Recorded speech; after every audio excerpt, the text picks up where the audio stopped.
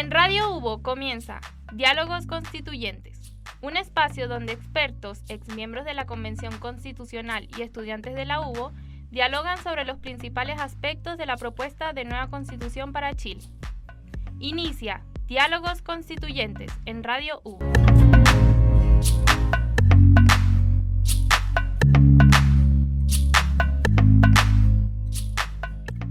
Sean todos y todas bienvenidas.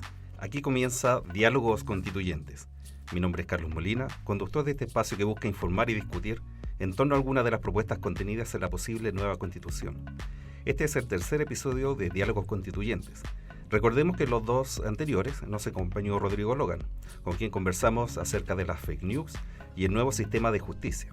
Además contribuyeron al debate estudiantes de primer año de las carreras de Medicina, Derecho y Trabajo Social. Diálogos Constituyentes se realiza en conjunto con la Dirección de Formación Integral y las Escuelas de Derecho y de Periodismo de la Universidad Bernardo Higgins. En los controles se encuentra Nelson González y el productor periodístico es Carlos Aguilera. En este primer bloque nos acompañará Mauricio León, profesor de la Cátedra de Derecho Constitucional de la Universidad Bernardo Higgins, con quien conversaremos acerca de los derechos fundamentales y garantías. También abordaremos el derecho a la salud y a la previsión social establecidos en la propuesta de nueva Constitución. En el segundo bloque, estudiantes de nuestra casa de estudios estarán debatiendo en torno a los temas que plantea nuestro entrevistado. Sean todos y todas bienvenidos. Los invitamos a quedarse en la sintonía de Diálogos Constituyentes. Y ya para dar inicio a este primer bloque, vamos a presentar a quien nos acompaña en esta tercera edición. Él es el profesor Mauricio León, doctor en Derecho y abogado de la Universidad de Chile. El profesor Mauricio León también es profesor de la Cátedra de Derecho Constitucional de la Universidad Bernardo Higgins. Profesor Mauricio León, bienvenido y muchas gracias por estar aquí con nosotros en Diálogos Constituyentes. Muchas gracias a ti por la invitación. Muy bien, y queríamos partir por un tema que también estuvimos hablando con Rodrigo Logan. De hecho, yo le pregunté a él que, dentro de todo lo que está presente en la Constitución, qué es lo que él recomendaría revisar con mayor detención. Y él nos habló de los derechos fundamentales. Entonces, quizás quisiéramos partir por allí y preguntarle, ¿a qué se refiere este capítulo de derechos fundamentales? ¿Cuál es su importancia en la propuesta de nueva Constitución? Bueno, antes de responder esa pregunta, me gustaría hacer una pequeña introducción sobre la comparación entre la Constitución actual y el proyecto de nueva Constitución, en el sentido que gran parte de la regulación que está en el proyecto necesariamente va a requerir un procedimiento de ajuste legal. O sea, gran parte de las normas del proyecto, yo te diría al ojo un 60-70%, son, por así decirlo, letra muerta. No lo digo en un mal sentido, sino que son normas que no van a tener una aplicación directa en la eventualidad que sea aprobada la Constitución, sino que van a requerir un largo proceso de concretización a través de leyes. Y esto ocurre por dos fenómenos, digamos. El primero es porque la Constitución contiene muchos conceptos, y esto es universal, que son conceptos que necesariamente requieren de ser definidos por una legislación. Como por ejemplo cuando la Constitución habla del justo precio, que es algo que tanto se ha discutido, ¿qué es el justo precio? Exacto. Bueno, eso lo tiene que definir o la jurisprudencia o una ley. Y también porque hay muchas normas constitucionales que contienen mandatos legales. Por ejemplo, se crea una nueva Cámara, la Cámara de las Regiones, va a tener que ser regulada por una ley. Se crea o se habla de las autonomías territoriales indígenas, tienen que ser reguladas por una ley. Se crean estos territorios especiales que son Juan Fernández y Rapa Nui, que de hecho ya están en la Constitución actual, pero tienen que ser regulados por ley. Entonces hay un sinnúmero muy amplio de mandatos de reglamentación legal, y mientras esas leyes no se dictan, lo que tenemos, digamos, es aún un proyecto en construcción, por así decirlo. Entonces eso hace muy difícil comparar la Constitución actual con el proyecto, porque la Constitución actual es como tener un edificio construido que puede ser bonito o feo, digamos, pero un edificio que está completo. En cambio, el proyecto, incluso ya completo, incluso ya aprobado, todavía es algo en construcción, que uno dice podría quedar muy bonito, pero también podría echarse a perder, digamos, los detalles. Tenemos la estructura, tenemos el esqueleto, pero todavía requiere este proceso que no va a durar menos de unos 10 años. Sí. Entonces muchas veces se pregunta respecto de cómo va a quedar esto en el proyecto de nueva constitución, qué es lo que dice. Bueno, todavía dice poco porque hay muchas cosas que necesariamente van a ser reguladas por ley. Y ahí existe la esperanza o el pesimismo de que esa regulación legal pueda ser la mejor versión o pueda ser la peor versión. Y lo más realista es que estemos más o menos en la mitad, que en algunos casos tengamos una regulación legal muy buena, en otros casos tengamos una mala, y generalmente va a ir como por el medio. Claro. Eso es muy introductorio. Y en ese sentido, ¿hay algunos derechos que eventualmente no podrían ser satisfechos pensando en ese camino no muy positivo? Efectivamente va a haber un tema de responsabilidad fiscal que no es tan sencillo de implementar. Ahora, de todas formas, contestando tu pregunta, la pregunta inicial, los derechos fundamentales son esencialmente derechos del individuo contra el Estado. Son derechos que cualquier persona le puede oponer o le puede exigir al Estado. Básicamente una constitución tiene dos partes, y esto también es universal. Una parte que regula el ejercicio del poder y una parte que regula los derechos del individuo contra el poder estatal. Y por eso, desde un punto de vista liberal, lo más importante es lo de los derechos fundamentales. Si bien no en todas las constituciones donde tiene el mayor hincapié, pero justamente en el proyecto, y también yo diría en la constitución actual, hay un hincapié muy fuerte en estos derechos fundamentales, que son derechos que se exigen al Estado y que en general coinciden con lo que a nivel internacional llamamos derechos humanos. Vale decir, derecho a la vida, garantías procesales básicas, libertad de prensa, libertad de expresión, libertad religiosa. En términos generales suelen coincidir lo que se llama derechos humanos, pero que tienen un estatuto internacional con los derechos fundamentales que estarían incorporados en nuestra Constitución. Claro. Entonces existe una correlación entre estos derechos humanos universales, digamos, internacionales, y la propuesta de nueva Constitución los recoge y bajo ese paraguas va armando este capítulo. Claro, y de hecho se habla también de que existiría un bloque de constitucionalidad, porque todos los tratados internacionales sobre derechos humanos están incorporados de alguna forma en la Constitución, no solo en el proyecto, también en la Constitución actual, aunque el capítulo de derechos fundamentales de ambas tiene bastantes diferencias. Claro, y al respecto de esas diferencias, algunas personas han señalado que en esta nueva propuesta tiene mucho más derechos que la anterior, por lo menos explícitamente. ¿Es así realmente? En el papel sí, en el papel la Constitución actual en el capítulo 3, que tiene solamente 5 artículos, claro que el artículo 19 tiene 26 numerales, entonces podríamos decir que tiene 30 y tantos artículos. En cambio, en el proyecto, el capítulo 2 tiene más de 100 artículos. Ahora, comparar número de artículos tampoco es algo tan necesario de que sea mejor, digamos. O sea, podríamos tener un catálogo, como tú comentaste, infinito de derechos que en definitiva no signifiquen nada. Creo que no es el caso. Creo que hay algunos derechos que se incorporan que eran muy necesarios.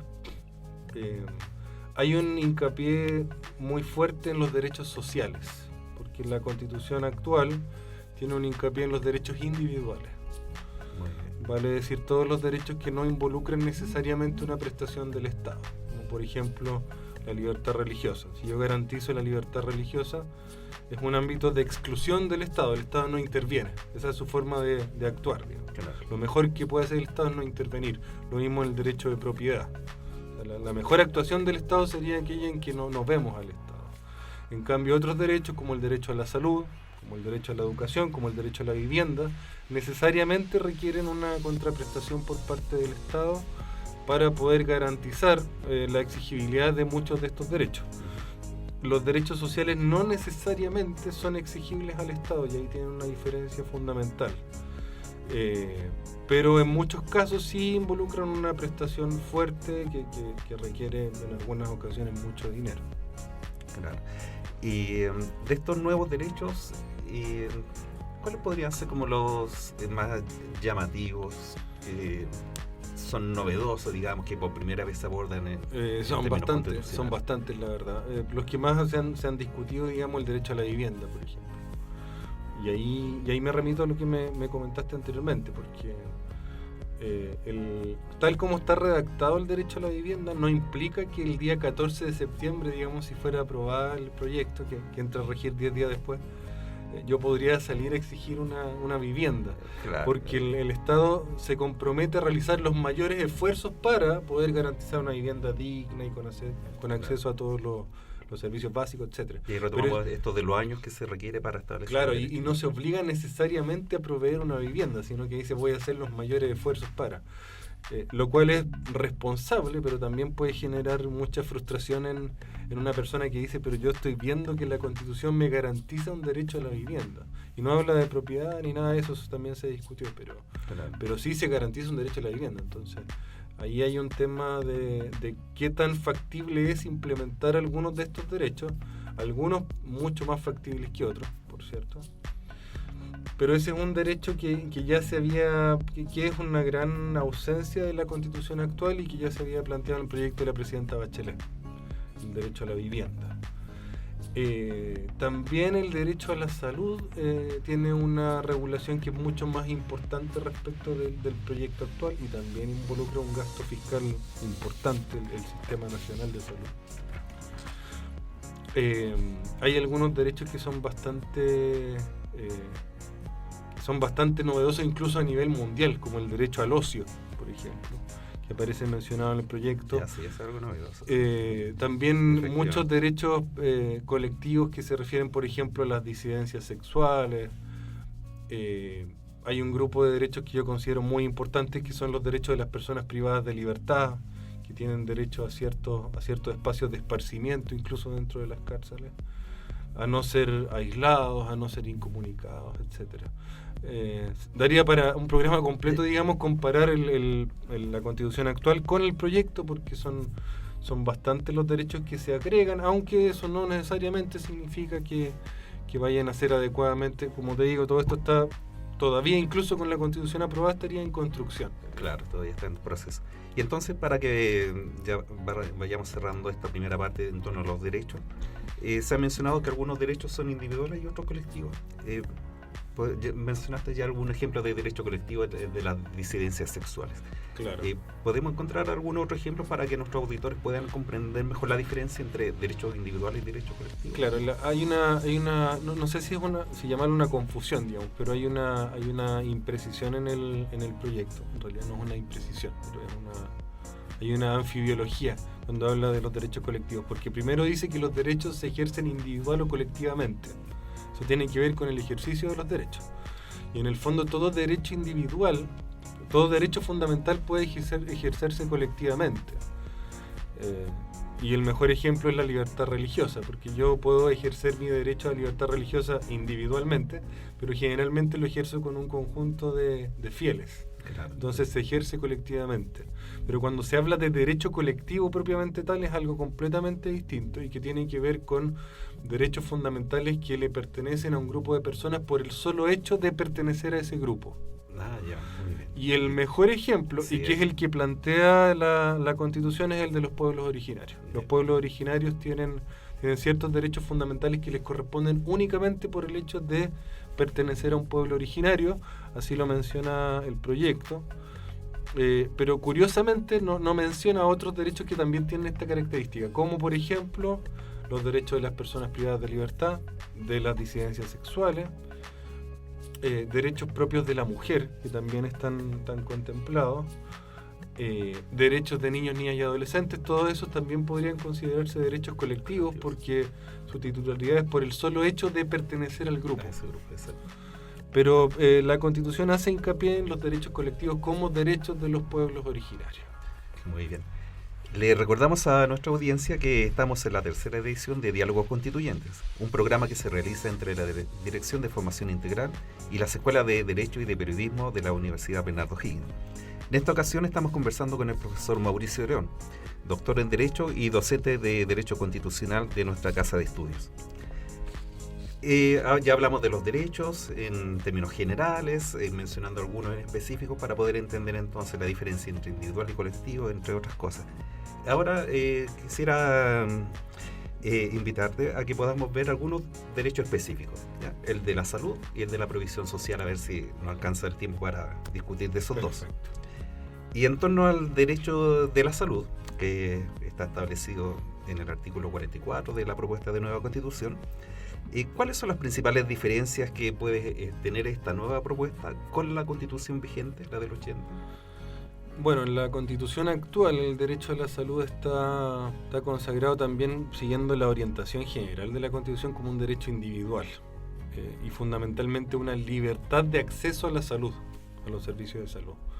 Y de hecho, esto es de público conocimiento, pero todos los derechos fundamentales del artículo 19 están amparados por la acción de protección, por el recurso de protección. Pero algunos están limitados en su accionar. O sea, hay algunos derechos del artículo 19 para los que no procede la acción de protección.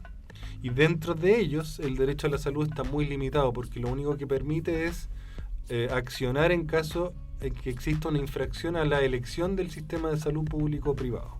O sea, vale decir, el núcleo de la regulación actual es: usted tiene la libertad de elegir si quiere atenderse en el sistema público o en el sistema privado. Eso sería la esencia del derecho actual. En cambio, el del artículo 44, como tú lo mencionaste del proyecto, es bastante más desarrollado. Está muy en sintonía con la regulación comparada internacional del derecho a la salud, incluso con las constituciones más avanzadas del mundo en esta parte.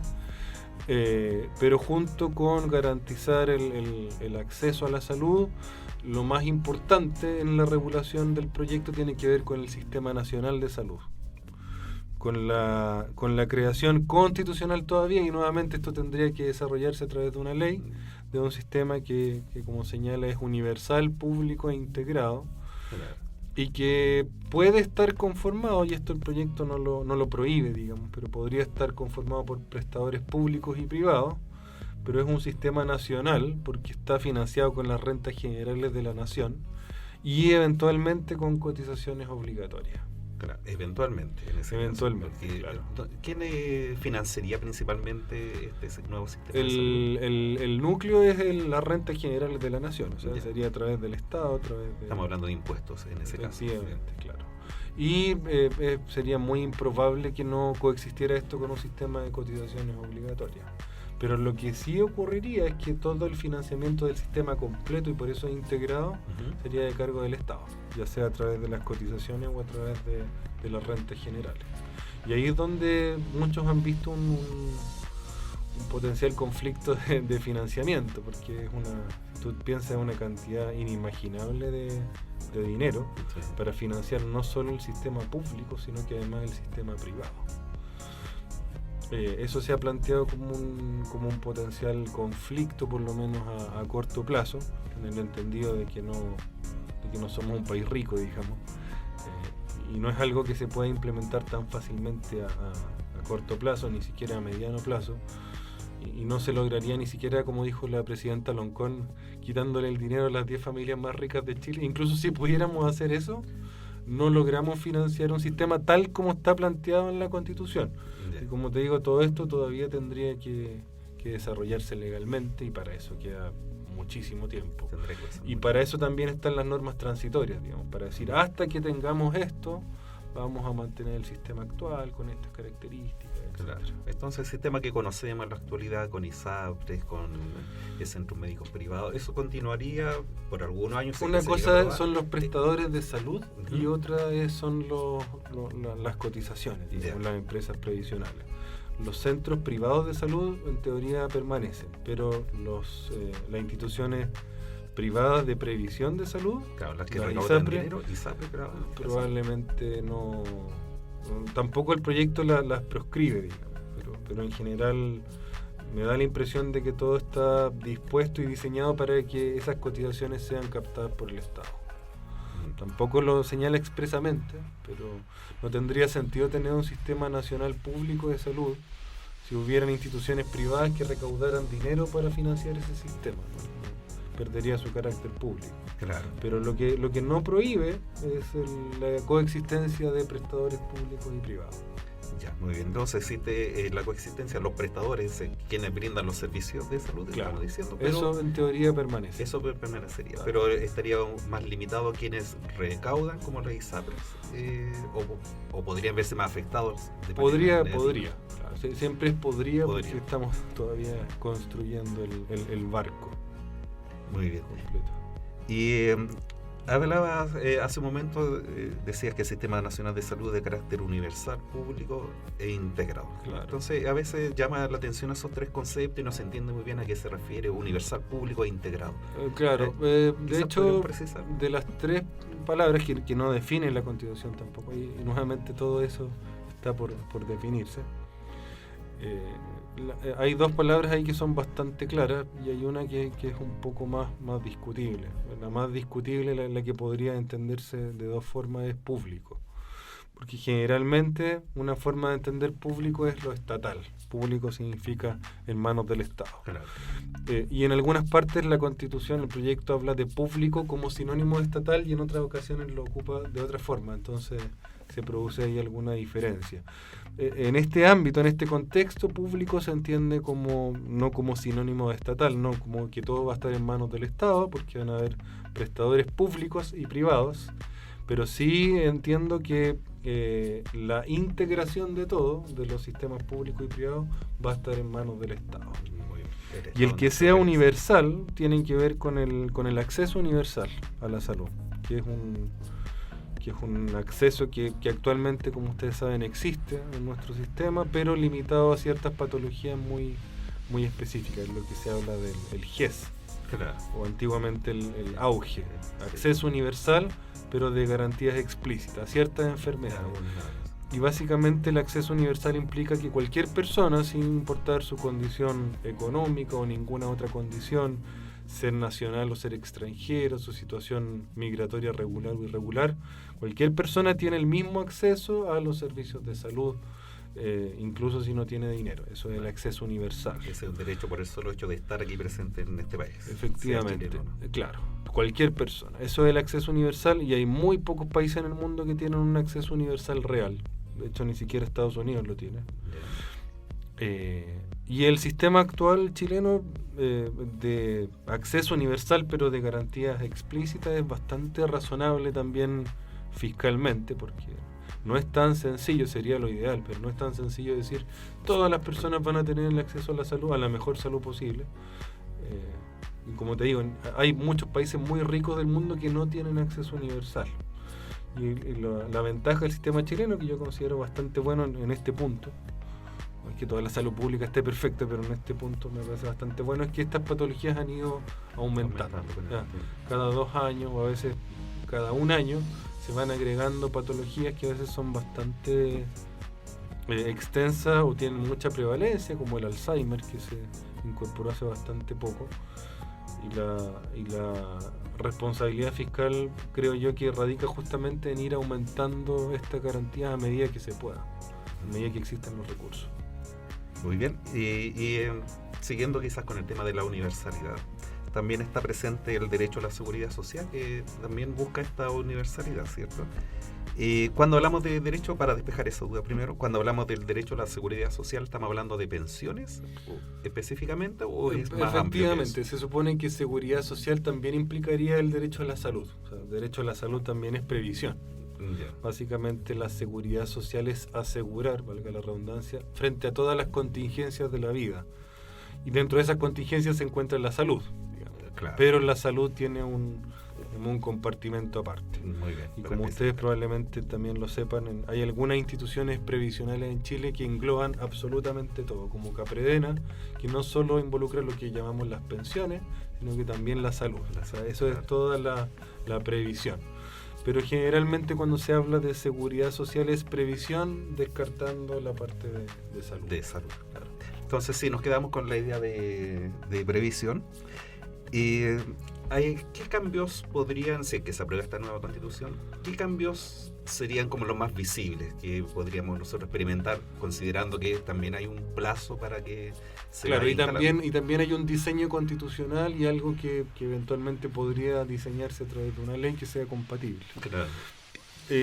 Fundamentalmente se habla de un sistema público también de seguridad social, que también va de la mano con todo lo que se ha discutido a propósito de la reforma previsional. O sea, se quiere volver a un sistema de reparto solidario y no necesariamente se prohíbe que existan instituciones privadas de previsión, las odiadas AFP, digamos. Sí. No necesariamente se excluyen, no se proscriben, pero la esencia del proyecto tiende a ser una captación pública y solidaria.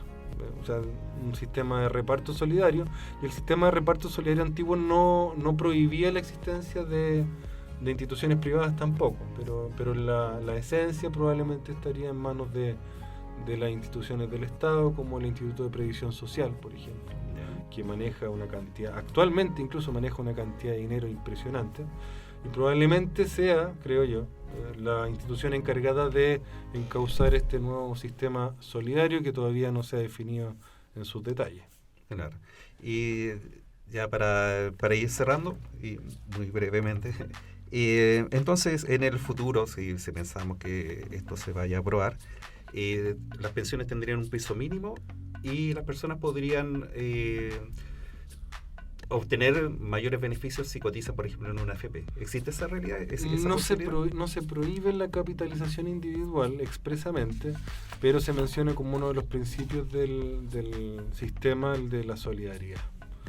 Entonces yo no te sabría decir a ciencia cierta si un sistema mixto no está expresamente prohibido, pero yo creo que sería mucho más probable un sistema solidario como el antiguo, a cargo de instituciones públicas primordialmente y eventualmente subsidiariamente por parte de instituciones privadas. Pero no, el que las instituciones privadas recauden fondos tampoco implica un sistema de capitalización individual. O sea, también podrían funcionar como recaudadores, pero sin la opción de un ahorro individual.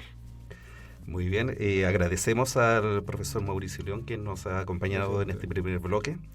Y lo dejamos invitado para la siguiente edición, la cuarta y última edición de Diálogos Constituyentes. Muchas gracias. Y ya para cerrar este primer espacio, lo dejamos entonces con la canción La Danza de las Libélulas, que pertenece al álbum Pánico, del cantautor nacional Manuel García, quien en esta nueva versión interpreta este tema junto a la cantante nacional Mon Laferte. Les invitamos a escuchar este excelente tema y a seguir conectados a nuestro segundo bloque en Diálogos Constituyentes, aquí en la Radio UBO de la Universidad Bernardo Higgins.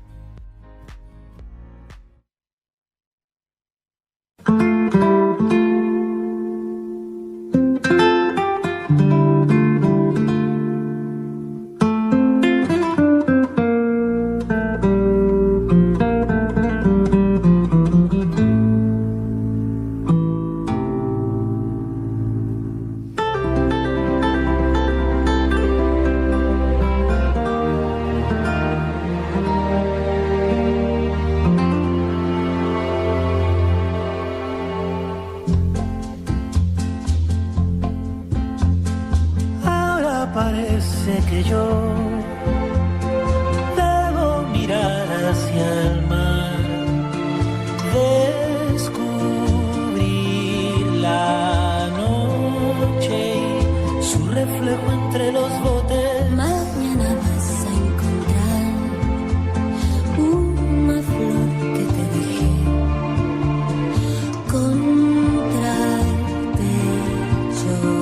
Abrazas su suave fuego Y en una danza sutil, libélulas del jardín cruzarán el cielo de tus sentimientos. es decir, Belleza que quiero olvidar, me llama, me viene a buscar, me hace soñar.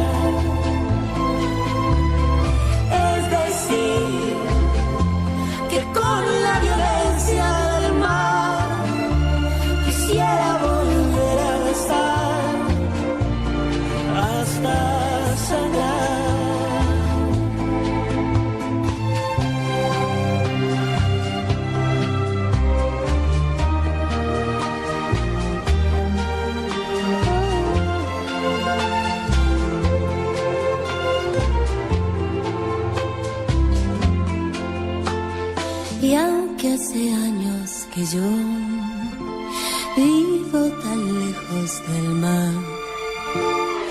Siempre vuelvo al pueblo donde imaginé hace tiempo. A mi damisela y su flor, con su sombrilla y mi amor. Damisela del jardín de las camelias, es decir, belleza que quiero olvidar, me llama, me viene a buscar, me hace soñar, es decir, que con la violencia del mar quisiera volver a besar hasta sangrar.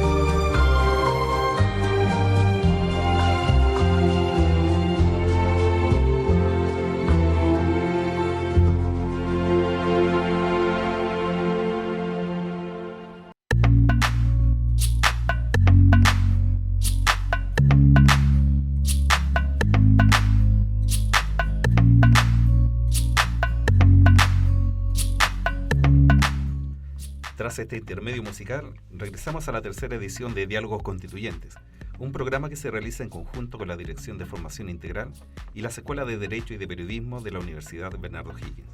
Recordemos que en el primer bloque nos visitó Mauricio León, docente de Derecho Constitucional, con quien conversamos acerca de los derechos fundamentales y garantías y el derecho a la salud y a la seguridad social presentes en la propuesta de nueva Constitución. Y ahora, en este segundo bloque, y tal como ha sido la dinámica de los programas anteriores, nos acompaña acá en nuestro estudio un estudiante de la universidad para conversar y discutir en torno a los temas planteados por el docente Mauricio León. Es así como le damos la más cordial bienvenida a Juan Carlos Rodríguez, estudiante de tercer año de Derecho, y a quien le damos la bienvenida y muchas gracias por estar aquí con nosotros. No, muchas gracias a ustedes por la invitación. Bien, vamos a partir. La idea es que retomemos algunas de las de los aspectos que conversamos con el profesor Mauricio León, y antes que vayamos como derecho al grano a ver lo que son el derecho a la salud y a la seguridad social, una pregunta más bien general que tiene relación con la carrera que tú estás estudiando, que es Derecho. Y en relación entonces a esta situación en que tú te encuentras en este momento estudiando Derecho, a puertas de aprobar o rechazar una nueva Constitución, ¿cómo ves tú desde la perspectiva estudiantil, como estudiante, este nuevo ciclo que estamos viviendo en nuestra sociedad? Bueno, primero quisiera darle un saludo al profesor Mauricio León, que fue mi profesor de Derecho Constitucional y que nos hizo transpirar con los recursos de protección y de amparo, digamos, en los exámenes, pero aprendimos bastante. Claro, a veces así se aprende bastante. Sí, a veces, sí. Pero bien, cuando tu pregunta, hay varias cosas que me preocupan, porque sabes que la Constitución es la Carta Magna, se llama, Claro. o la Carta Fundamental, por la cual todas las leyes tienen que adecuarse a los lineamientos que esta Carta Fundamental dicte. Por lo tanto, hay varias situaciones que influyen. Y partía en la carrera de abogado, el sistema nacional, o sistemas de justicia que se llama, es complicado porque hay varias situaciones que van a tener que cambiar, sobre todo con los derechos de los pueblos originarios, que se establece ahí en el borrador, o sea, no en el borrador, perdón, en la propuesta de la nueva Constitución, que una especie de justicia paralela con los pueblos originarios. y eso es grave a mi juicio. Para el principio de igualdad ante la ley de todos nosotros. O sea, se establece ahí que los jueces tienen que fallar, no solamente el mérito de la ley, sino que también hay varios aspectos que tienen que tomar en consideración, como por ejemplo una perspectiva de género, que todavía no sabemos qué es lo que significa eso. Y también en consideración a que si la persona que está siendo juzgada es miembro de un pueblo originario. Entonces, ahí se da la interrogante, digamos, qué va a pasar con la igualdad ante la ley. ¿Sabes? Si yo soy de un pueblo originario, no voy a tener ciertos privilegios. Entonces, eso es claro que influye sobre todo en la función de los abogados. Claro, que la profesión que está estudiando, ¿cierto? Y que está muy vinculado con todos estos cambios de leyes, digamos, que es la primera instancia. Y en ese sentido, la posibilidad de aprobarse una nueva constitución, entonces traería una revisión constante de todo lo que son las leyes, que tenemos una revisión profunda, ¿cierto? Y afectaría en ese sentido a los estudiantes de alguna manera, o cómo podrían hacer frente a esa situación los estudiantes. Bueno, primero hay que aclarar que el derecho es dinámico. Digamos. Siempre se están reformando las leyes. Claro, siempre. Siempre, para eso tenemos un poder legislativo que discute, reforma, dicta leyes, etc. Pero es distinto a ese poder legislativo, reforma leyes, dicta leyes en base a la estructura que le da la Constitución. Digamos. Pero ahora vamos a tener, por ejemplo, 12 o 13 naciones distintas, con sus distintos sistemas de justicia, con sus distintas formas de ver, hacia la guía de la Constitución de la cosmovisión. Entonces vamos a tener que preparar jueces, no solamente en el derecho común, digamos, sino que también vamos a tener que preparar jueces para que vean causas que son de otra cultura.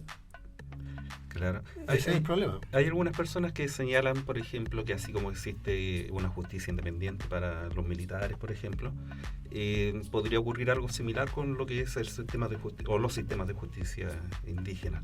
¿Crees tú que sean como equivalentes en el sentido de que hay que adaptarse a normativas distintas?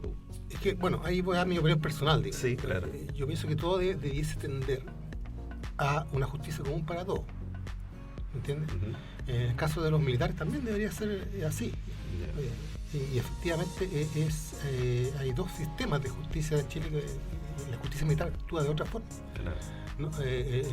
Pero solamente está limitada a los delitos cometidos por militares, entre militares y en función de su servicio. Pues si ahora actualmente un policía, un carabinero, digamos, o un militar comete un delito contra un civil, eso se ve en la justicia ordinaria, lo ve en el Ministerio Público. El ejemplo más claro es el problema del fraude de carabineros, lo está viendo el Ministerio Público, no lo está viendo la justicia militar. Entonces, son delitos tan muy acotados, muy específicos. Yeah. ¿Y eso podría ocurrir lo mismo con el sistema judicial indígena? ¿Podría también como acotarse para que quede solamente relegado a problemáticas que se den en el interior de su comunidad? ¿Podría ser así, de acuerdo a lo que está establecido en la propuesta? Pero es que no está establecido eso en la propuesta. Yeah. En la propuesta señala que se dejó expresamente afuera en la justicia penal. Entonces hay un problema.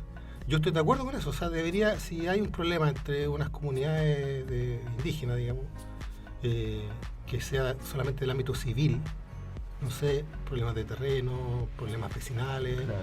Yo creo que no habría ningún problema porque sería algo marginal. Yeah. Pero cuando ya se traspasa esa frontera, cuando hay un problema ya del ámbito penal, uno no puede fallar de acuerdo o el juez no puede fallar de acuerdo a su etnia o su origen. Tiene que fallar de acuerdo al mérito del proceso.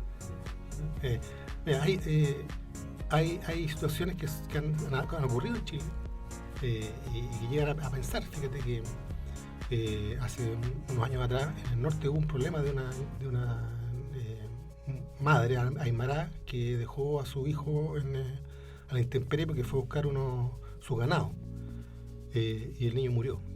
Y una mujer fue juzgada por parricidio, digamos, por una omisión, digamos. Sí. Pero al final el juez falló que en realidad ella actuó dentro de sus parámetros culturales, digamos. Sí. O sea, dentro de esta Recuerdo el caso. legislación. Ese fallo se produjo en esta legislación. Claro. Entonces no es necesario, digamos, circunscribir todo lo que pasa en los pueblos originarios o en las personas que pertenecen a los pueblos originarios a una justicia especial, porque eso no está definido. No está definido en la Constitución. En la Claro, propuesta. no está establecido. Ahora, ya internándonos un poco en los temas que hablamos con el profesor Mauricio León, partimos señalando en esa conversación que, aclarando qué son los derechos fundamentales, el profesor Mauricio nos habló al respecto, qué se entendía por derechos colectivos, derechos individuales.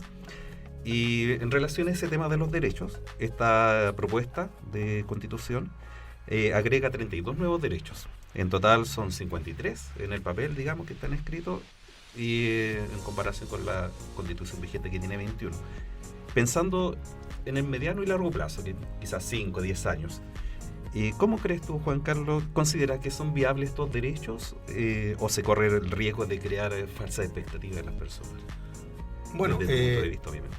En una primera lectura, si a uno le dicen, oye, va a tener en vez de 21 derechos, va a tener, no sé, 50 y tantos derechos, uno tiende a pensar, estupendo, ¿cierto? Uh-huh. Una buena noticia que tengamos más derechos.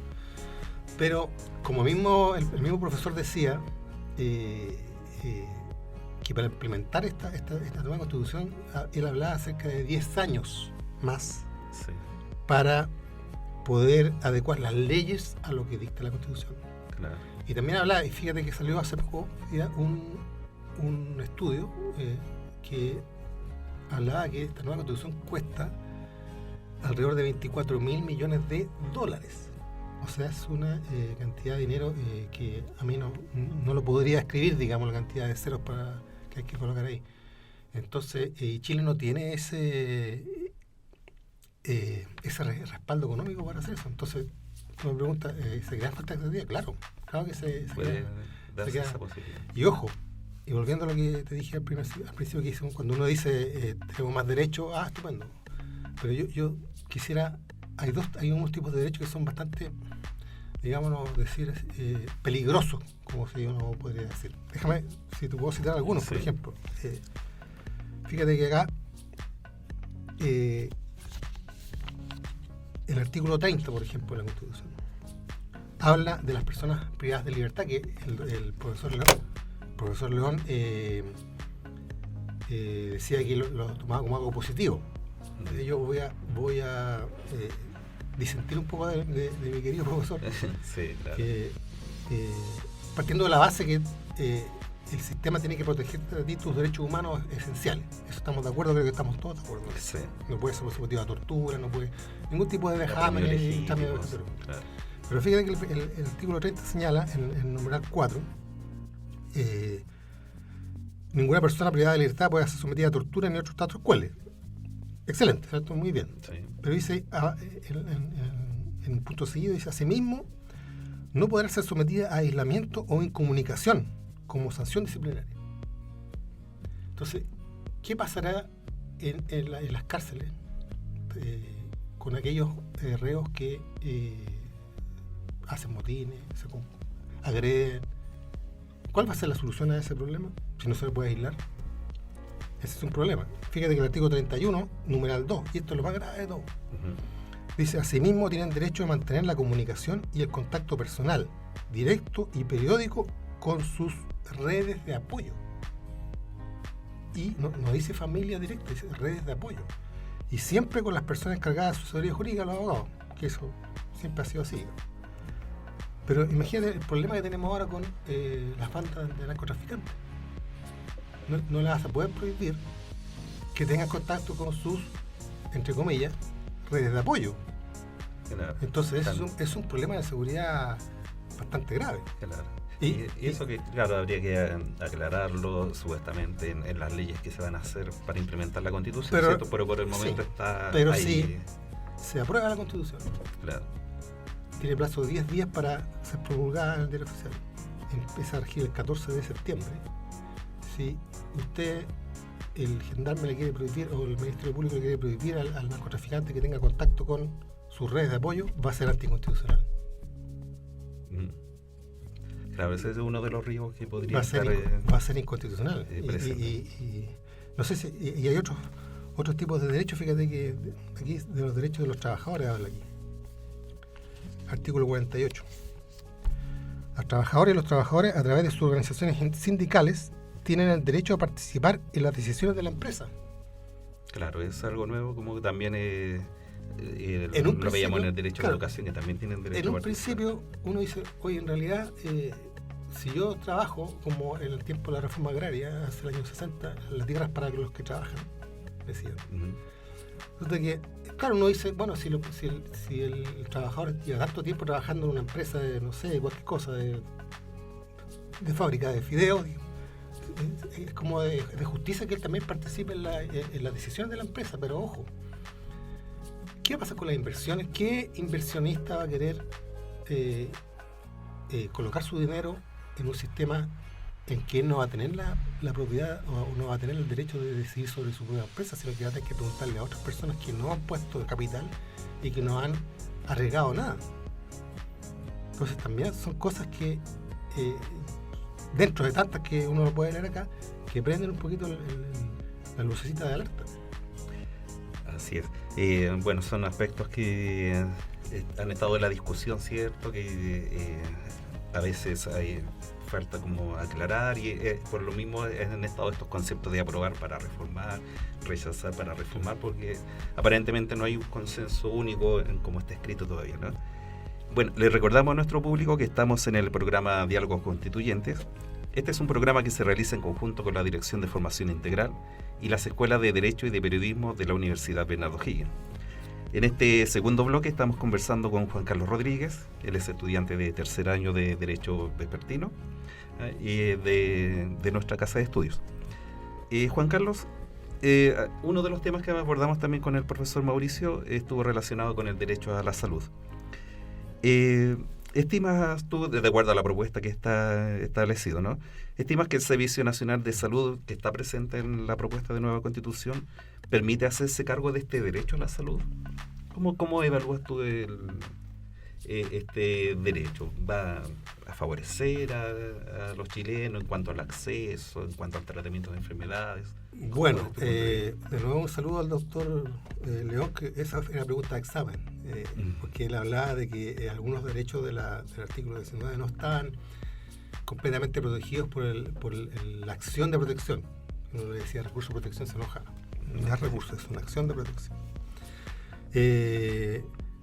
Insisto, en el papel es de toda justicia que todos podamos acceder a la salud en términos igualitarios. O sea, no significa que no nos pidan la cuenta corriente para ver si tenemos un tipo de salud buena, mala o mediana, digamos. Claro, eso sería lo ideal, ¿no? Eso sería lo ideal, pero fíjense que el mismo profesor dijo que en ningún país del mundo están el sistema universal de salud garantiza o su sistema garantiza un acceso universal a todos sus habitantes. Eso no está en ningún país del mundo, en países más ricos que el nuestro. No olvidar que nosotros somos un país pobre, que han construido su riqueza en base al trabajo de las personas. No somos como Argentina, digamos, o como China, o como Rusia, que tienen extensos territorios muy riquísimos, o Venezuela, que tienen recursos naturales casi ilimitados. Entonces, implementar un sistema sacando a los privados del actual sistema es peligroso, porque van a aumentar, es una cosa matemática, digamos, van a aumentar la lista de espera, no va a ser un acceso bueno, no hay suficiente infraestructura, no hay capacidad del Estado. Entonces, creo que hay un viejo dicho que dice que el camino al infierno está pavimentado de buenas intenciones. Es una propuesta bien intencionada, pero que choca con la realidad. Y eso lo mismo lo dijo el profesor León en su comentario. Claro. Ese es uno de los problemas que algunas personas visoran, que es la cobertura, la real cobertura que va a tener este derecho a la salud. Ese es un desafío que está como, si es que se llegase a aprobar, es un desafío que el país va a tener que asumir. Quisiera preguntarte, para que antes de irnos al intermedio musical, sobre el derecho a la salud y el derecho a la seguridad social, que estuvimos conversando con el profesor Mauricio León. Ambos tienen en común que lo que se busca aparentemente es un cambio de paradigma en nuestra sociedad, de una mirada quizás más bien individual, pensando en salud y en pensiones sobre todo, a una mirada más bien colectiva. ¿Crees tú que este cambio de paradigma, si es que llegase a ocurrir, de una mirada individual a una más colectiva, podría beneficiar a los futuros pensionados y pensionadas, principalmente en ese sector? No, esa es mi respuesta, porque, a ver, Chile ya tuvo ese sistema antiguamente y se cambió. ¿Por qué? Porque no funcionaba. Porque en la tasa de reemplazo ahora, sobre todo que la gente ya no tiene niños, ya no tiene hijos, al final va a haber un problema. No alcanza el dinero para todo. Y cuando el dinero es de todo, es de nadie. Entonces, ese va a ser un problema serio. Las pensiones son bajas en este minuto. Obviamente que hay que hacer reformas para que eso cambie, pero llegar a un sistema de reparto en que todos van a poner a una suerte de olla común, digamos, de dinero, para que después todos puedan sacar, no alcanza. Una cosa matemática simple, digamos, no va a alcanzar, y eso va a ser un problema.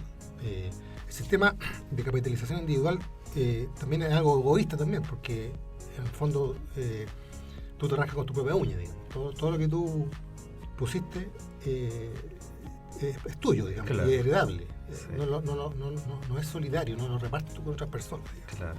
Y la gente se dio cuenta que tenía ese dinero, porque en los retiros salió la plata. El problema es que ese sistema de la AFP prometió algo que no cumplió. Prometió que al final de tu carrera tú ibas a salir pensionado con tu último sueldo. Sí, que lo recordamos en un titular del Mercurio. Hace muchos años. Se fue recordando en 2020, que parecía que en 2020 eso iba a ocurrir. Esa fue la promesa, digamos. Eso estaba escrito, digamos, y no se cumplió. Claro, ese fue uno de los problemas. Entonces volvemos a la primera pregunta que me hiciste tú. Expectativas. ¿Es peligroso? Mira lo que pasó el octubre del 2019. Claro que es peligroso. Y imagínate qué pasa cuando digan, o sea, aquí es derecho a la vivienda, y digamos, ¿dónde está mi casa? Claro. Aunque en el texto se habla del derecho a la vivienda digna, que es más bien es buscar pero que... ¿qué es lo que es digna? ¿Ah? ¿Qué es lo que es digno? Claro, ese es el concepto que todavía no está precisado bien. Lo que es digno para ti, a lo mejor para mí no lo es, o al revés. Claro. Sí, claro, lo que quería precisar es que el derecho a la vivienda digna no asegura que cada quien tenga una casa, sino que la casa que tenga, ya sea arrendada o propia, tenga algunas condiciones mínimas, ¿no? Eso es aparentemente lo que aparecería. Sí, pero ¿qué pasa? La gente te le dice, usted tiene derecho a la vivienda digna. La gente que piensa, quiero mi casa. Claro, esa puede ser una de las interpretaciones que... Es la interpretación que le da la mayoría de la gente. Claro. Si usted le dice, va a una tienda y dice, usted tiene derecho a un celular de última generación. Lo quiero. Ah, no, porque sabe que tiene que hacer otro tipo de cosas. Ah, no, son letras chicas. Y usted al final se retira enojado de esa tienda. Me engañaron, dice. No era lo que decía ahí. Bueno, esto va a pasar lo mismo con esto. Tú decías hace un momento atrás que nuestro país es pobre, ¿cierto? Y con lo cual coincidimos de acuerdo a la tradición que tenemos, ¿cierto? Y a las grandes diferencias sociales que tenemos. ¿Consideras tú que podría existir algún tipo de equilibrio, pensando en reformas tributarias, por ejemplo, en el royalty minero, que pudiese subsanar esa deficiencia económica que tenemos, por ejemplo, para cubrir salud para todos, pensiones para todos, pensando en el ideal? ¿Sería un buen mecanismo, de acuerdo a tu visión? Hagamos un juego, digamos. Perdón. Nuestra fisonomía no nos acompaña, pero supongamos que seamos noruegos nosotros. Ya, supongamos. El noruego paga altísimo impuesto, ¿cierto? Sí, pagan, los países nórdicos pagan alto. Pero el noruego sabe que cuando vaya al hospital público lo van a atender como si estuvieran aquí en una clínica privada más fantástica que hay acá en Chile. Sí. El noruego sabe que cuando se traslada de Oslo, su capital, a Narvik, al norte de Noruega, tiene una carretera extraordinariamente buena y pagada por el Estado. Sí. Sabe muchas cosas. sabe que su hijo va a ir al colegio público que está cerca de su casa, porque el colegio público es extraordinario, tiene de De todo, buena calidad. ¿cierto? Sí. Esa O es sea, la ¿qué realidad quiere que decir? viven ellos. El noruego ve sus impuestos. Los ve. Aumentemos los impuestos en Chile. Ojo, yo no soy ni de lejos experto tributario, digamos, pero claro. ni de cerca, digo. Aumentemos los impuestos. Fantástico. Aumentemos los impuestos en Chile. Y usted sabe, o sabemos, que esos impuestos van a parar, no sé qué porcentaje, pero un altísimo porcentaje a sueldos de gente, a inversiones media oscuras, a otra cosa, cualquier cosa menos a mi beneficio personal. Y ese es el problema. Chile se pagan impuestos, se pagan alto. O sea, no toda la gente, digamos, que tiene menos ingresos no paga impuestos. Por lo general, salvo el IVA, más que uno paga siempre. Y está bien eso, digamos, que el que tiene más tendería a pagar más. Pero ¿dónde está la respuesta? Cuando yo veo que en mi casa todo el día el mismo hoyo de la calle sigue ahí por meses, digamos. O que yo tengo que esperar 2-3 años para que me operen. Entonces ese es el problema. Claro, para que... ¿No sería mejor eficientar el gasto del impuesto o ver en qué está siendo gastado en vez de pedir más? Claro, ese puede ser uno de los aspectos por lo cual hay resistencia a aumentar impuestos, ¿cierto? Que no se ve, y es una de las dificultades, que los resultados no se ven inmediatamente. Si es que hay un alza de impuestos, supongamos, no se va a ver inmediatamente una mejora, quizás en meses. Pero por ejemplo, puede que ocurra ¿por qué en las carreteras años. de ahora están buenas? ¿Se habla por la concesión? Por la concesión, o sea, el Estado, no por mis impuestos, sino que el Estado tuvo que recurrir a privado, decirle, ¿sabe qué? Le vendo esta parte de la carretera, usted haga una carretera estupenda y usted cobre. Sí. ¿Y no deberían haber sido los impuestos que mantuvieron esa carretera en buenas condiciones? Claro, debería ser... si pensamos en un Estado como el que está sea, pensando en la nueva Constitución. Yo aparte claro, tengo que debería pagar ser mi así. impuesto, tengo que hacer una declaración en la renta todos los años, ¿cierto? Y pagar impuestos, y si no lo hago me cobran una multa. Aparte de ese impuesto, tengo que pagar el impuesto a que me permita circular en vehículo, porque si no tengo el permiso de circulación no puedo circular. Y más encima tengo que pagarle a un privado un peaje por usar una carretera. Muy bien, Juan Carlos, agradecemos tu participación en esta tercera edición de Diálogos Constituyentes. Y en la primera parte estuvimos conversando con el profesor Mauricio León acerca de los derechos fundamentales, derecho a la salud y derecho a seguridad social. El tema que hemos ampliado también con Juan Carlos Rodríguez, en donde nos ha dado su punto de vista, hemos discutido también algunos pormenores al respecto. Muchas gracias, Juan Carlos, por estar presente en el día de hoy y te dejamos cordialmente invitado para una siguiente oportunidad. Reitero, muchas gracias por la oportunidad y la invitación. Hasta luego. Hasta luego, Juan Carlos. Y a nuestro público lo vamos a dejar invitado para que escuchemos el tema La Playa, del cantautor nacional Fernando Milagro. Este es un tema del año 2017 que forma parte del álbum Nuevo Sol. Los dejamos invitados entonces para que escuchen este excelente tema aquí en Radio U de la Universidad Bernardo Higgins.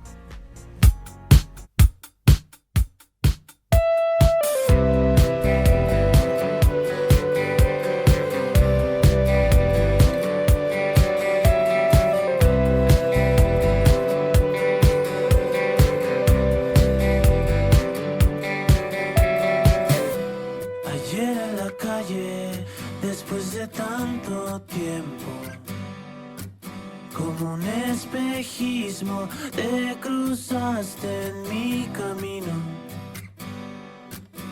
Ayer en la playa, tenías la misma cara. Hola, ¿cómo te va? ¿Desde cuándo estás acá? ¿Cómo volver atrás? ¿Cómo decirte la verdad? Esta vez no va a pasar, no va a pasar.